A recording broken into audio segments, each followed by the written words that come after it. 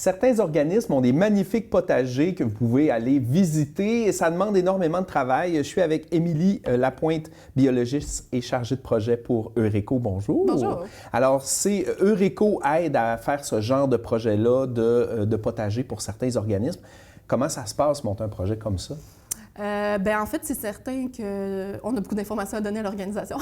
Donc, des fois, les organisations nous contactent, des fois, c'est nous qui allons contacter les organisations pour faire des projets avec eux. Quand on parle de potager, c'est sûr qu'on parle d'un aménagement, soit en pleine terre ou en bac, qui va demander un certain entretien. On le sait pour ceux qui cultivent des potagers à la maison. C'est des végétaux annuels qui demandent d'être replantés à chaque année, qui demandent qu'on les entretienne tout au long de l'été aussi pour avoir notre production alimentaire, finalement. Donc, nous, on est là vraiment pour conseiller les gens. On fait du service conseil autant dans comment implanter leur projet, le monter aussi, puis s'assurer aussi de tout rattacher les choses qui sont importantes. Par exemple, moi, j'ai une école qui m'appelle et me dit « Je veux un grand potager ». OK, mais as-tu pensé à qui va s'en occuper au mois de juillet puis au mois d'août quand vous serez quand pas là? Quand l'école va être fermée, c'est ça. Puis là, souvent, ils font « Ah, non, on n'avait pas pensé à ça. » Donc là, c'est des choses que nous, on doit travailler avec eux, s'assurer de monter un projet qui se tient aussi puis qui ne va pas tomber après 2 ans parce qu'on manque de personnes pour l'entretenir. Oui, d'avoir tout fait ces efforts-là pour finalement qu'il n'y ait pas de pérennité. Exact. Fait que, nous, on possède vraiment, ça fait une dizaine d'années qu'on en fait, donc des projets dans la communauté. Donc, on est capable vraiment de dire aux gens, OK, non, il faut que tu penses à ça, il ne faut pas que tu oublies ça, l'entretien, l'arrosage, les récoltes aussi, qui va les faire, comment on va transformer les aliments, qui va les manger. Après ça, la production de semis. As-tu pensé que ça va te prendre un petit budget aussi à chaque année? Fait on est là vraiment, nous, pour donner le conseil. Puis après ça, on peut faire l'aménagement vraiment physique aussi, là, aménager le potager en soi. Puis après ça aussi, donner les connaissances pour que, mettons, souvent, on accompagne l'organisation pendant peut-être 2 ans, pour s'assurer de faire toutes les étapes avec eux, là, du potager. C'est des super belles ressources, mais justement, c'est quoi l'intérêt, je vais dire, de se donner tout cet ouvrage-là? C'est quoi l'impact d'avoir un potager dans un organisme comme...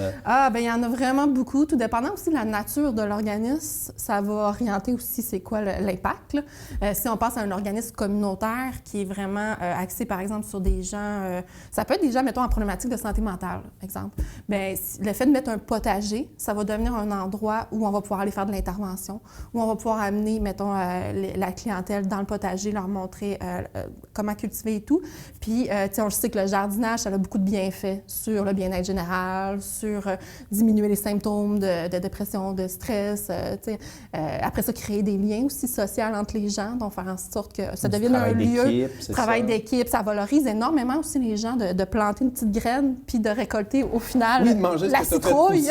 C'est ça. Si tu l'entraînes tout l'été, c'est super valorisant, là, autant pour les jeunes que pour les aînés, que pour les personnes peut-être avec la confiance en soi, le sentiment d'accomplissement. Exactement. Fait que tout ça, bénéfice-là, on va aller les chercher. Après ça devient des lieux de rencontre, des lieux de transfert de connaissances aussi. Des fois, on voit maintenant de plus en plus des mélanges entre des CPE, des résidences de personnes aînées qui se mixent ensemble pour faire des potagers. Puis là, on a le transfert de connaissances qui peut se faire entre l'aîné et le jeune. Puis, tu sais, je disais que c'est de l'ouvrage et ça demande un effort, le décoller, l'entretenir, mais au final, c'est des compétences qui seraient essentielles à ce que tout le monde récupère, tu sais, qu'on ait ces connaissances-là pour le faire soi-même. Exactement. Puis c'est ça l'objectif des potagers, beaucoup dans les organisations, si on pense plus à une entreprise. Des fois, on se dit, pourquoi une entreprise mettrait un potager sur son terrain?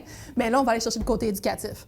C'est le côté transfert de connaissances à la population, de dire, bien, regardez, c'est simple, c'est faisable, tu peux le faire chez toi, puis tu vas avoir des tomates fraîches, des framboises, parce qu'on peut aller chercher aussi les petits fruits, dans le potager, puis des asperges fraîches. Je sais pas, les gens qui mangent une asperge fraîche, pas cuite, ils en reviennent pas. Ils découvrent quelque chose. C'est bon, là, c'est facile à faire pousser, tu sais.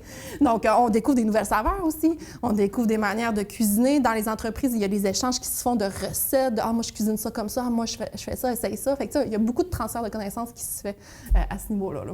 Donc, puis de toute façon, on parle de plus en plus d'aller chercher une diversité dans nos interactions avec les autres. Tu parlais justement d'un potager en entreprise. L'entreprise a beau avoir une mission, puis un objectif, puis tout ça, de venir amener cet aspect-là aux employés, ça crée un milieu de vie plutôt que juste être la job où je vais puncher, exactement, je fais mon argent, puis je m'en vais. Puis tu peux découvrir des liens avec des personnes que tu n'aurais même pas pensé.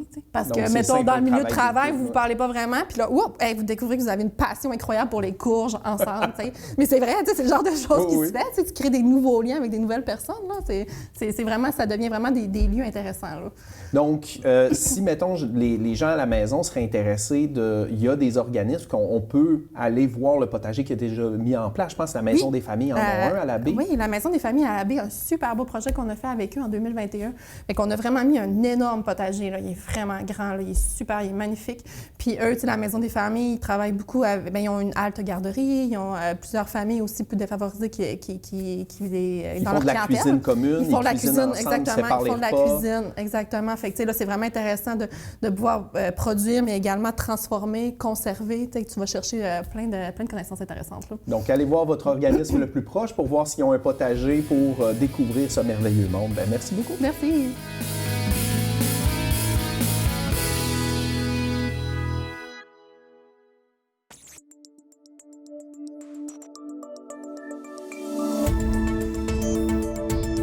Nous TV. Ensemble pour notre communauté.